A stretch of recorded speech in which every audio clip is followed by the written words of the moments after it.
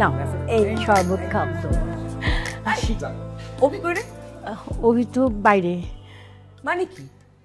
আমি যে 10 বছর পরে দেশে আসলাম, সে বাইরে টুইটুই করে ঘুরে বেড়াচ্ছে? সে জানে না যে আমি আসবো? তার উচিত ছিল না আমাকে রিসিভ করতে যাওয়া? এটা কেমন কথা? বলেছিলাম আপা, তুমি যে 10 বছর আগে অভিকে দেখে গেছো না, সে এখন অনেক বড় হয়ে গেছে। দুলাভাই বুঝাও না, ও আমার কোনো কথাই শুনে না। এটা কেমন কথা? মা বলছে যে ছেলে তার কোনো কথা শুনে না। এই কোন জমানায় আসলাম, কোন দেশে আসলাম? হ্যাঁ, মা হয়ে ছেলেকে কন্ট্রোল করতে পারে না। আহা, একটু মাথা ঠান্ডা করো না। হ্যাঁ, প্লেনে তো তুমি ঘুমাতে পারো না, তুমি ক্যাঙ্কি আছে। যে শরবত খাও, শরবত খাও। হ্যালো সাইডু, কেমন আছো বাবা? অভি এই তো ভালো। কালামারি কেমন আছো তুমি? এই তুই আমাকে ধরবি না, একদম ধরবি না। কেন? আচ্ছা, তোর খালামণি 10 বছর পরে দেশে ফিরেছে, হ্যাঁ, অথচ তুই টোটো করে ঘুরে বেড়াচ্ছিস। তোর উচিত ছিল না আমাকে রিসিভ করতে যাওয়া? খালামারিটা গেট টুগেদার ছিল, মামাকে পাঠাইছি না, সারপ্রাইজ। তোর ওই সারপ্রাইজ আমাকে 2 ঘন্টা এয়ারপোর্টে দাঁড় করিয়ে রেখেছে। শুনছো? থাপ্পড় দাও না? হ্যাঁ, একটা তো থাপ্পড় দিয়েছে, আরো 10টা থাপ্পড় দিতে হবে ওকে। আরো 10টা।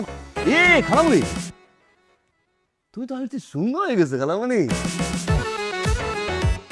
সুচিত্রা সেন, ফ্রেশ হও, একসাথে লাঞ্চ করবো। ভর্তা করছো না আম্মা? ভর্তা দিয়ে ভাত খাবো আজকে। আসি আমি ফ্রেশ হয়ে। ওইখানেও কিন্তু সবাই আমাকে এইটাই বলে, আমি নাকি সুচিত্রা সেনের মতো। এই এই দাঁড়া, তোর এই অবস্থা কেন? হ্যাঁ, এই অবস্থা কেন? নিজের দিকে খেয়াল করতে পারিস না? তুই আমার থেকে 10 বছরের ছোট। এই মাথা ঠান্ডা করো। কিসের 10 বছর? তোমার হচ্ছে 5 বছরের ছোট। ওই হলো আর কি, 5 বছরের ছোট।